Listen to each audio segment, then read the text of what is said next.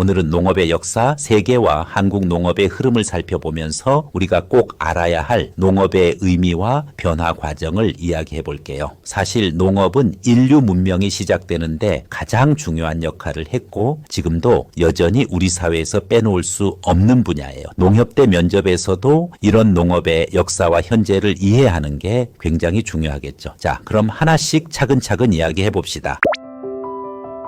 먼저 세계 농업의 시작, 그러니까 농업의 기원을 알아볼게요. 인류가 처음 농업을 시작한 곳은 이라크, 시리아, 이스라엘 같은 지역을 포함하는 비옥한 초승달 지대라고 불리는 곳이에요. 여기서 약 8,000년 전부터 사람들이 곡물을 재배하고 가축을 키우기 시작했어요. 그 전까지는 사냥이나 채집을 하면서 이리저리 떠돌아다니는 삶을 살았는데 농사를 짓게 되면서 드디어 한 곳에 정착하기 시작한 거죠. 이게 그냥 정착한 데서 끝난 게 아니라 인류 사회 전체를 완전히 바꿔놨습니다. 농사를 지으면서 먹을 게 안정적으로 확보되니까 인구가 늘었고요. 잉여 생산물이 생기니까 사람들이 물건을 교환하면서 시장도 만들어지고요. 그러면서 마을도 생기고 점점 도시로 발전하기 시작한 거예요. 그러니까 농업이라는 게 단순히 먹고 사는 문제를 해결한 게 아니라 문명 자체를 시작하게 한 엄청난 사건이었다는 거죠. 엘빈 토플러라는 사람이 쓴 제3의 물결이라는 책이 있어요. 여기서 토플러는 인류 역사를 세 가지 큰 물결로 나누는데요. 첫 번째 물결이 바로 이 농업혁명이에요. 농업이 가능해지면서 대규모 식량 생산이 이루어졌고 이게 사회구조와 경제, 문화를 전부 바꿔놓은 거죠. 그럼 농업이 시작되고 나서 사람들의 삶이 어떻게 변했느냐? 그전에는 먹을 걸 찾아다니며 이동하는 생활을 했잖아요. 근데 곡물을 재배하고 가축을 키우게 되면서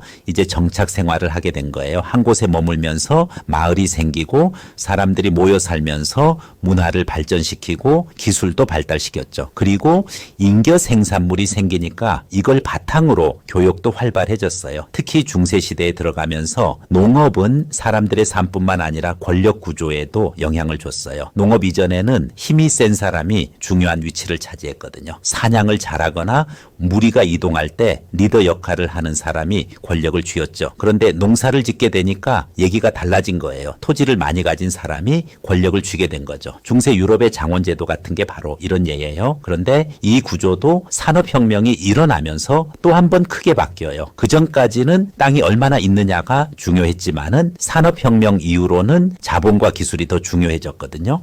농업도 이제 단순히 땅을 경작하는 걸 넘어서 기술과 자본을 활용해서 산업화되는 방향으로 변화하기 시작했어요. 경제학자 콜린 클라크는 산업을 1, 2, 3차 산업으로 구분하고 국가 발전 단계별로 산업 구조가 1차 농업 중심에서 2차 광공업으로 그리고 2차에서 3차인 금융 및 서비스업으로 전환된다고 역설했는데 콜린 클라크의 이러한 산업의 분류와 산업 구조의 고도화 부분은 농업이 다른 산업과의 관계를 설명하는 큰 이론적 기반이 되었습니다. 현대사에서 농업의 역사와 협동조합의 역사에 공통적으로 적용할 수 있는 것이 있습니다. 이 부분은 나중에 협동조합의 역사에서도 나오는데 간단하게 짚고 넘어갈게요. 이스라엘에서 시작된 키부츠나 모샤브 같은 농업 공동체도 이런 변화의 한 사례라고 볼 수 있어요. 키부츠는 집단 농업 공동체로 모든 재산을 공유하고 평등하게 나누는 방식이에요. 이스라엘 건국 초기에는 이런 키부츠가 나라 경제에 큰 도움을 줬다고 해요. 반면 모샤브는 개인주의와 집단주의를 혼합한 모델이에요. 각 가정이 농업 활동을 독립적으로 운영하면서도 서로 협력하는 형태죠. 키부츠나 모샤브 관련한 문제는 예전에 논술의 단답식이나 약술형이 있을 때 연습하는 좋은 소재였습니다. 이상으로 개략적으로 농업의 역사를 농협대 면접 관점에서 바라보았을 때의 내용입니다. 방대한 역사 영역에 대해서 여러분들이 너무 힘들게 접근할 필요는 없어요. 콜린 클라크의 1, 2, 3차 산업에 대한 분류와 최근 4차 산업혁명 그리고 나중에 나올 6차 산업 등은 전혀 다른 개념들입니다. 이제 우리나라 농업사를 한번 볼게요. 삼국시대부터 벼농사를 중심으로 발전해 왔어요. 조선전기에는 관계시설이나 소를 이용한 농경이 확산되면서 생산력이 점점 늘어났죠. 하지만 조선 후기에는 실학자들이 농업의 근본적인 가치를 다시 되새기면서 농민들의 삶을 개선하기 위해 여러 아이디어를 내놨어요. 농자천하지 대본이라는 말 들어보셨죠?